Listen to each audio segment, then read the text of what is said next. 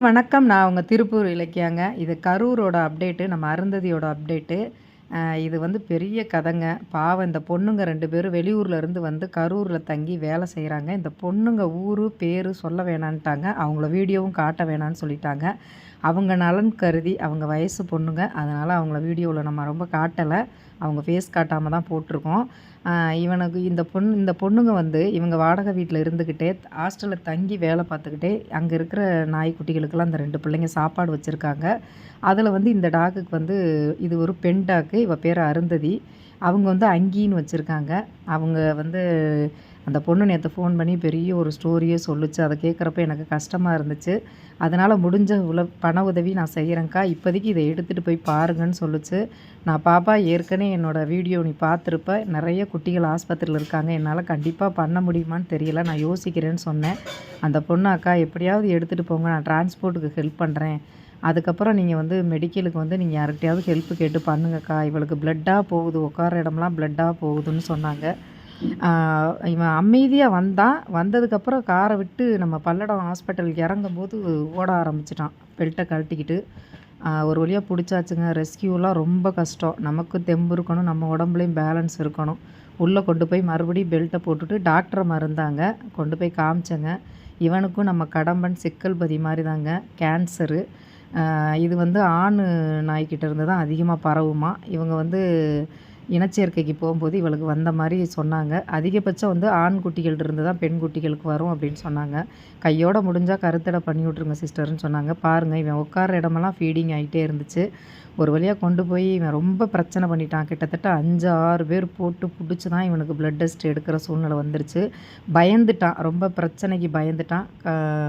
கார்லயுமே அப்படிதான் பின்னாடி விட்டான், முன்னாடி வந்துட்டான். வாமிட் பண்ணிட்டான், மோஷன், யூரின் எல்லாம் பண்ணிட்டான். அது வழக்கமா நடக்கிறதான்.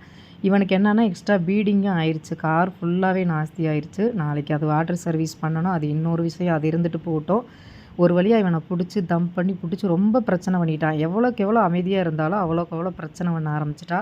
அதுக்கப்புறம் ஒரு வழியா பிளட்டு லாஸ் ஆயிட்டே இருந்துச்சு. பிளட் டெஸ்ட் எடுத்து பார்த்தோம். இவனுக்கு நல்லா இருக்கு. உடம்புலலாம் எந்த பிரச்சனையும் இல்லைன்ட்டாங்க. அதுக்கப்புறம் இவனுக்கு நம்ம சிக்கல்பதிக்கு மாரி, கடம்பனுக்கு மாரி தாங்க நரம்பு வழியா ஊசி போட்டிருக்காங்க. இன்னும் 5 ஊசி போடணும். இவனுக்கு ஒரு கட்டி தான் இருக்கு. இவன் சீக்கிரம் ரெக்கவர் ஆயிட்டாலும் கொண்டு போய் விட்டுறலான்னு சொல்லியிருக்காங்க.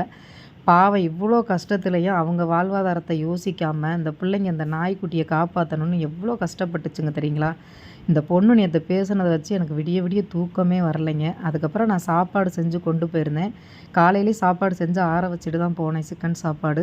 இவன கொண்டு போய் எங்க வீட்டுக்கிட்ட 1/2 மணி நேரம் நிறுத்திட்டு, எங்க வீட்டுக்கார கார்லயே இருக்க சொல்லிட்டு, நான் போய் சாப்பாடு எடுத்துட்டு போனேங்க. போய் ஹாஸ்பிட்டல்ல போய் இவனுக்கு ட்ரீட்மெண்ட் எல்லாம் பார்த்துட்டு, இவனுக்கு இவனுக்கு எல்லாம் பார்த்துட்டு, இவனுக்கு சாப்பாடெல்லாம் குடுத்ததுக்கப்புறம் தாங்க, நான் போய் கடம்பன பார்த்தேன். கடம்பன் வீடியோ எடுக்க முடியல. அதுக்குள்ள எங்க வீட்டுக்காரருக்கு ஃபோன் வந்துருச்சு. அவர் வெளிய போயிட்டாரு. அதுக்கப்புறம் நம்ம பப்பிய போய் பார்த்தோம். நேத்து ஆப்ரேஷன் பண்ணுனதுலேருந்து அவ சாப்பிடவே இல்லங்க. சாப்பிடாமயே இருந்திருக்கா. நேத்து நான் கொண்டு போன சாப்பாடு சாப்பிடல. காலையில அவங்க பெடிகிரி சாப்பாடெல்லாம் வச்சிருக்காங்க. அவன் சாப்பிடல.